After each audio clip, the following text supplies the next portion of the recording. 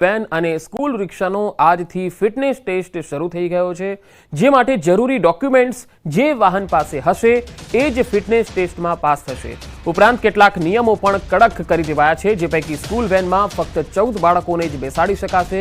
ત્યારે હવે વાલીઓને પણ આ નિયમો વિશે જાણવું જરૂરી છે, કેમ કે જે સ્કૂલ વેનમાં તમે તમારા બાળકોને મોકલો છો એ વાહન તમારા બાળકની સલામતી માટે કેટલું ફિટ છે અને જે તે વાહન ચાલક વિવિધ નિયમોનું પાલન કરે છે કે કેમ એ દરેક પાસાઓ વિશે જાણકારી રાખવી ખૂબ જરૂરી બની જાય છે।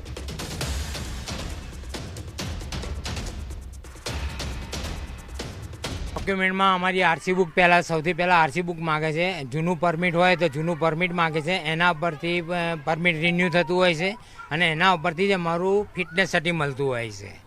હવે જ્યારે અમારા પાસે ટોટલ ડોક્યુમેન્ટ રેડી હોય, ટોટલ ગાડીની અંદર ફાયર સેફ્ટીની બોટલ હોય, ફર્સ્ટ એડ કિટ હોય અને એ લોકો ગાડીની ચકાસણી કરતા હોય છે, તમામ કમ્પ્લેટ બધું હોય, સીએનજી ટેન્કનું સર્ટિ હોય, ત્યારે એમને બાળકોનું પરમિટ આપવામાં આવે છે।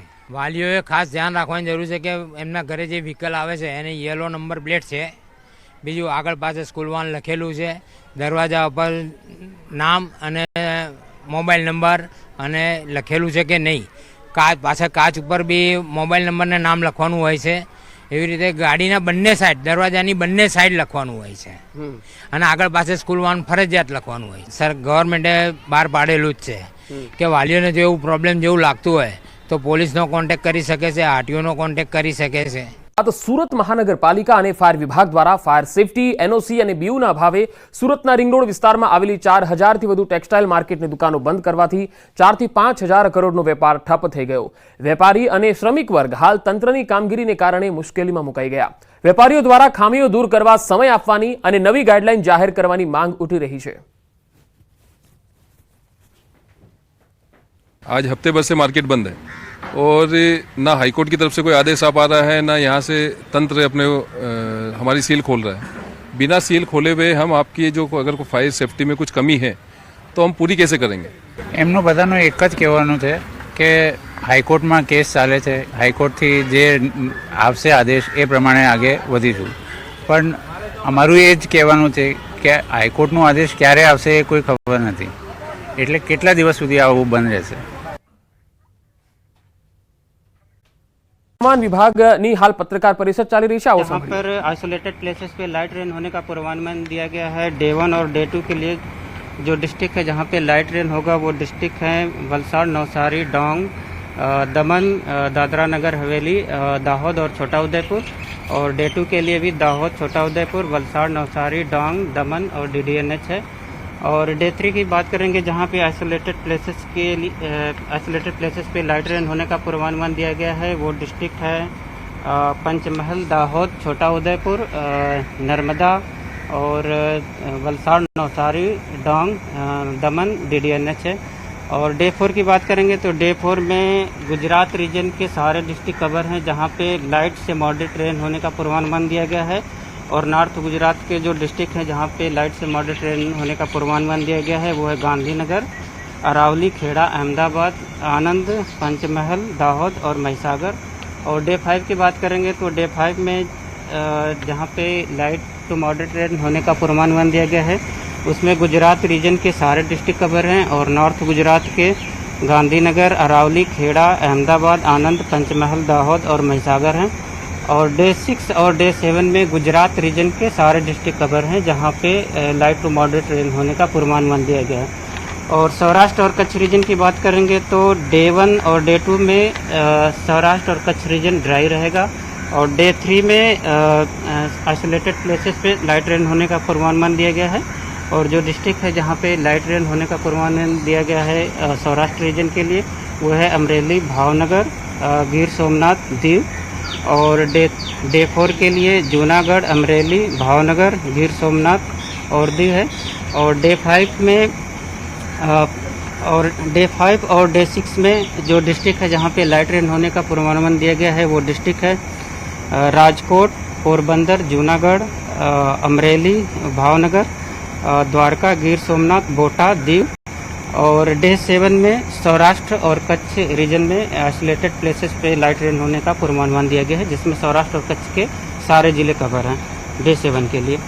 और थंडर स्टॉर्म की वार्निंग दी गई है डे 1 से डे 5 में गुजरात रीजन के लिए, और डे 3 से डे 5 के लिए सौराष्ट्र रीजन के लिए थंडर स्टॉर्म की वार्निंग दी गई है, जिसमें जिस टाइम थंडर स्टॉर्म होगा उस टाइम विंड की स्पीड 30 से 40 किलोमीटर पर आवर के बीच में होने का पूर्वानुमान है। कारण क्या है? अभी एक साइक्लोनिक सर्कुलेशन बना है साउथ गुजरात और नेबरहुड पे, जिसके कारण आज और कल के लिए जो रेनफॉल दिया गया है गुजरात रीजन के जिन डिस्ट्रिक्ट में, वहाँ पे साइक्लोनिक सर्कुलेशन के कारण ही रेन होने का पूर्वानुमान है। सर, ये साइक्लोनिक सर्कुलेशन की असर मानसून पे कुछ हो सकती है? मानसून कब तक ऑनसेट हो सकता है? ये साइक्लोनिक सर्कुलेशन पिछले 3 दिनों से साउथ गुजरात और नॉर्थ गुजरात के आसपास परसिस्ट कर रहा है, जिसके कारण जो अभी रेन हो रही है ये प्री मानसून की रेन है, और आने वाले दिनों में ये साइक्लोन बना रहा और एक्टिव रहा तो ये रेनफॉल जो गुजरात रीजन का जो नॉर्मल डेट है 15 जून मानसून प्रोग्रेस का, तो ये उसके संदर्भ में भी ये बारिश होगी। सर, टेम्परेचर कितना रह सकता है अभी? आने वाले 5 दिनों के लिए जो मैक्सिमम टेम्परेचर है गुजरात और सौराष्ट्र रीजन के लिए वो नो लार्ज चेंज में रहेगा, और जो मैक्सिमम टेम्परेचर की टेंडेंसी है वो डिक्रीजिंग टेंडेंसी है। अहमदाबाद और गांधीनगर का जो मैक्सिमम टेम्परेचर रियलाइज हुआ है, अहमदाबाद का 41.7 और गांधीनगर का 41.5 और 42 डिग्री सेल्सियस का अहमदाबाद और गांधीनगर दोनों जगह के लिए मैक्सिमम टेम्परेचर का फोरकास्ट दिया गया है। सर, ये जो बारिश है प्री मानसून बारिश है?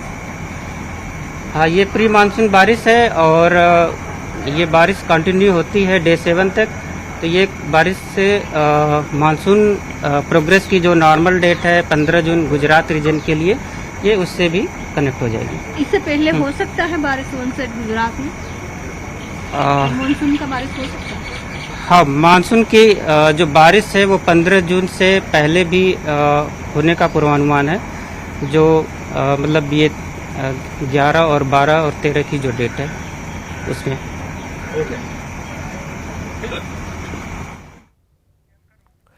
તો હવામાન વિભાગે આગાહી કરી છે ઉત્તર ગુજરાતના જિલ્લામાં વરસાદની આગાહી રહેશે, જ્યારે દક્ષિણ ગુજરાતના પણ અનેક વિસ્તારોમાં વરસાદની આગાહી છે।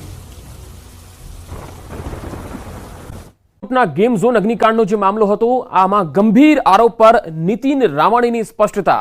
રામાણીએ ન્યૂઝ 18 પર કર્યો મોટો ખુલાસો। ઇમ્પેક્ટ ફી ભરવા માટે ભલામણ કરી હતી, બાંધકામ કાયદેસર કરવા મેં ભલામણ નહોતી કરી। એમડી સાગઠિયા લાંચ લેતા હોવાનું સ્વીકાર્યું। सामान्य माणस 2 થી 3 હજાર આપે तो काम थतुं। आर्किटेक्ट मार्फते चालती हती चेन।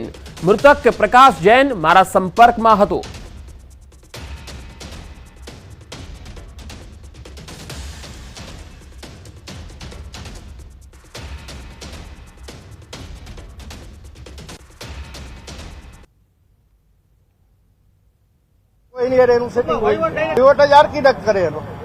कोई भी आपने मकान बनावू तो हमारा कम्प्लीशन लेवू हाउ कम्प्लीट हो तो आर्किटेक्ट करता जो आपने प्लान मेलवो हो तो आपने मारा पोताने मैं प्लान मेल्यो हो तो जोई मैं दीधा नहीं बस ये है आर्किटेक्ट बताए कि आવું હોય એટલો ખર્ચો થાય ચેનલ હોય એની કઈ રીતે એટલે આર્કિટેક્ટ કાઢે ચેનલ હોય મેરે અધિકારી હા તો જ એની ફાઇલ 2000 3000 જેવું પછી શેડ ને જેવું મકાન ને એવું હોય એમાં ફાઇલ નું પ્લાન પાસ કરાવવો હોય તો એ રીતે હોય એમાં એમાં એવું હોય નાના મોટું હોય ભૂલ એટલે થોડું ઘણું હાલતું હોય એમ અને આટલો ટાઈમ હાલતું હતું એવું તો નથી સંડોવણી લાગે છે હા આમની સાથે અન્ય કોઈની સંડોવણી હવે તો આમાં તપાસ કરે ને પછી નીકળે તો વાત અલગ છે। રાજકોટની ઘટના બાદ સુરત મહાનગરપાલિકા અને ફાયર વિભાગ દ્વારા ફાયર સેફટી એનઓસી અને બીયુના અભાવે સુરતના રિંગ રોડ વિસ્તારમાં આવેલી 4000 થી પણ વધુ ટેક્સટાઇલ માર્કેટની દુકાનો બંધ કરાતા 4 થી 5000 કરોડનો વેપાર ઠપ થઈ ગયો।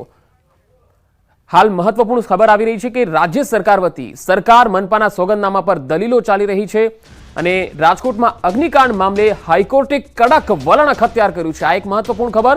સુઓ મોટો અરજી પર હાઈકોર્ટમાં સુનાવણી થઈ અને આ સુનાવણીમાં હાઈકોર્ટની કડક ટિપ્પણી જોવા મળી છે। સરકારની કાર્યવાહી સામે હાઈકોર્ટે સવાલ કર્યા છે। નાના 5-6 અધિકારીઓ પર કાર્યવાહી કરી છે।